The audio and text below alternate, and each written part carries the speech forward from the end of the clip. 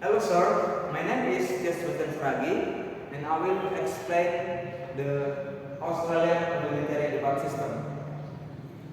What is the Australian parliamentary debate? The Australian parliamentary debate system is a debate format that simulates the debating process that occur within the Australian Parliament. In this system, debate team takes on the roles of parliamentary members discussing policy topics and issues relevant to governance. They employ arguments and speaking techniques commonly used in political debates and actual parliamentary proceedings. Develop public speaking skill and understanding of the political process and the ability to advocate for push politics within the context of legislation. Okay, now I will explain the structure of the Australian parliamentary debate system.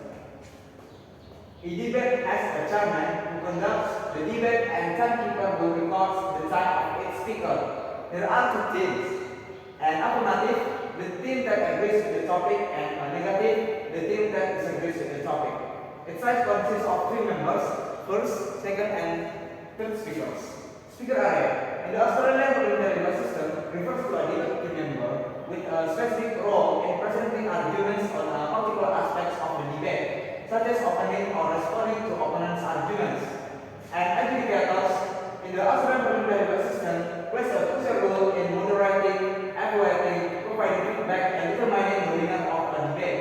The audience serve as observers who listen to the debate with a positive atmosphere and can provide questions, comments, and reactions. Debat memiliki seorang ketua yang memimpin debat dan pencatat waktu yang mencatat waktu setiap pembicara. Ada dua tim, afirmatif, tim yang setuju dengan topik, dan negatif, tim yang tidak setuju dengan topik tersebut. Setiap tim terdiri dari 3 anggota, pembicara pertama, kedua, dan ketiga. Pembicara dalam sistem debat parlemen Australia mengacu pada anggota tim debat yang memiliki peran khusus dalam menyampaikan argumen tentang aspek tertentu dari debat, seperti membuka atau menanggapi argumen lawan.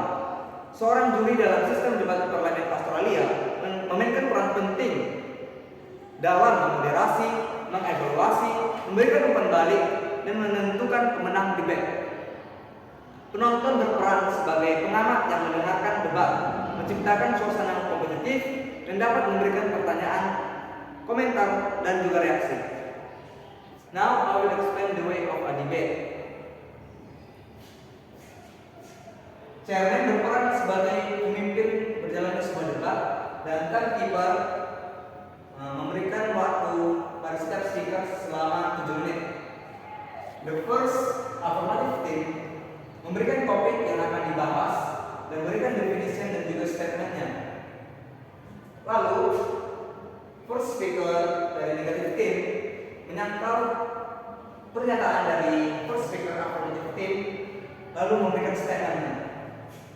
And then the second of affirmative team menyangkal pernyataan dari first speaker negative team dan mendukung pernyataan dari first speaker dari affirmative team lalu memberikan statementnya.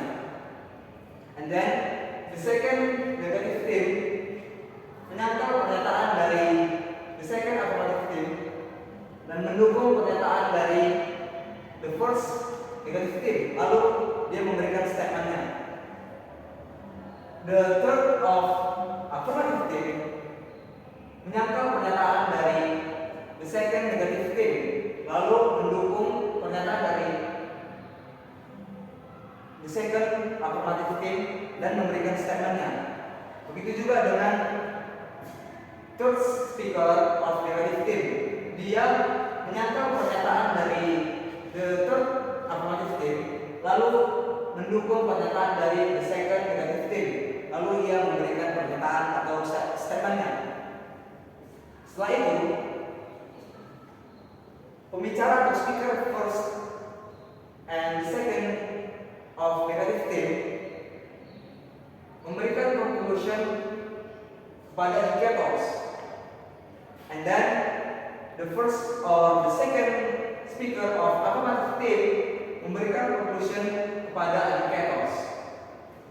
Lalu educators akan menilai dan akan menentukan pemenang dari debat. Next.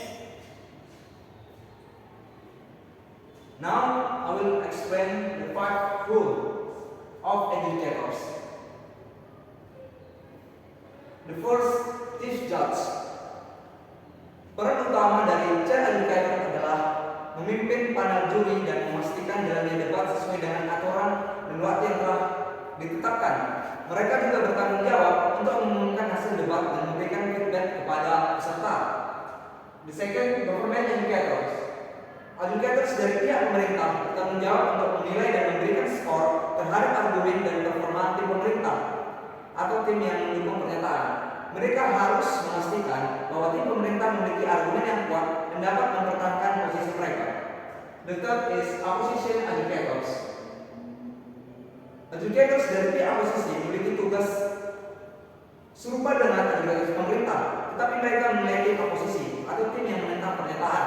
Mereka harus memastikan bahwa tim oposisi juga memiliki argumen yang kuat dan dapat mengkritik argumen tim pemerintah.